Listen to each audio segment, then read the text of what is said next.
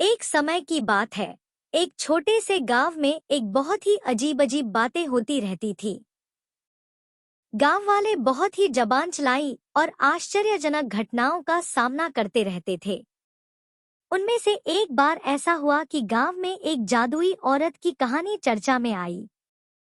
गांव में जादुई लक्ष्मी की कहानी गौर से सुनते सुनते गांव वालों की रौंगत में एक नई उम्मीद और नए आत्मविश्वास की ऊर्जा फैल गई। लक्ष्मी ने जब जादू सीखा तो उसके चेहरे पर सिर्फ हंसी ही नहीं बल्कि एक नई रौंगत और सकारात्मकता का भी आभास होने लगा। उसका जादू गांव की सभी समस्याओं का समाधान करने में मदद करने लगा। एक बार गांव में बारिश का कमी हो गई थी और किसानों को चिंता हो रही थी। तभी जब जादुई लक्ष्मी ने अपने जादू से बादलों को बुलाया और बारिश करा दी। इससे गांव की सभी जमीनें हरा भरा हो गईं और किसानों को खुशियां मिली। जादुई लक्ष्मी ने गांव वालों को सिखाया कि जादू सिर्फ आत्मविश्वास बढ़ाने का एक माध्यम है और जब यह सही मार्ग पर लगता है तो इससे समस्त समाज का हित होता है। उसने गांव वालों को जोड़ा, उन्हें साथ मिलकर समस्याओं का समाधान किया और साझा किए गए उपायों से समृद्धि की दिशा में कदम बढ़ाया।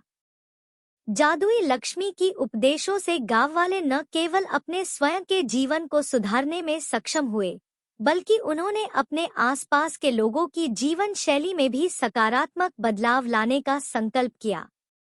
इस कहानी से हमें यह सीखने को मिलता है कि जादू हमारी सोच और कार्यों में होता है।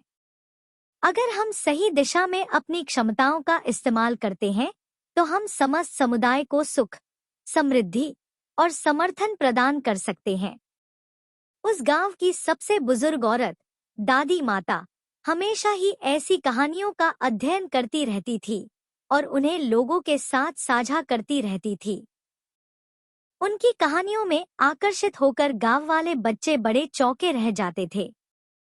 एक दिन एक छोटी सी लड़की नामक लक्ष्मी ने दादी माता से कहा, दादी माता, क्या आप मुझे भी कोई जादू सिखा सकती हैं?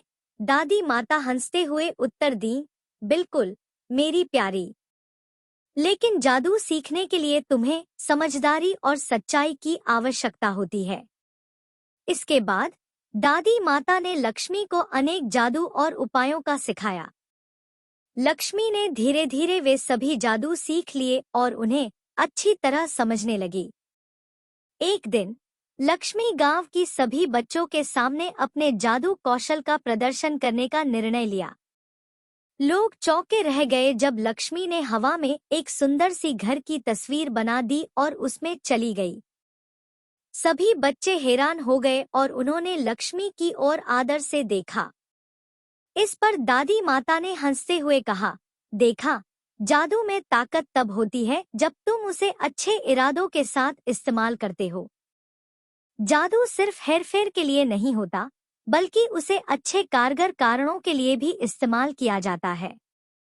लक्ष्मी ने इस बात को समझा और दादी माता के उपदेशों के साथ जादू का सही उपयोग करना सीखा। उसने अपनी जादूगरी का इस्तेमाल गांव के समृद्धि और सामरिक उन्नति के लिए किया और गांव वालों को एक सुखमय जीवन प्रदान किया। इसके बाद से उसे जादुई लक्ष्मी कहा जाने लगा। इस कहानी से हमें यह सीखने को मिलता है कि जादू का असली मतलब यह नहीं है कि हम किसी को चौंका दें, बल्कि यह है कि हम अपनी कल्पना, समर्पण और समझदारी का उपयोग करके अपने लक्ष्यों की प्राप्ति में सफल हो सकते हैं।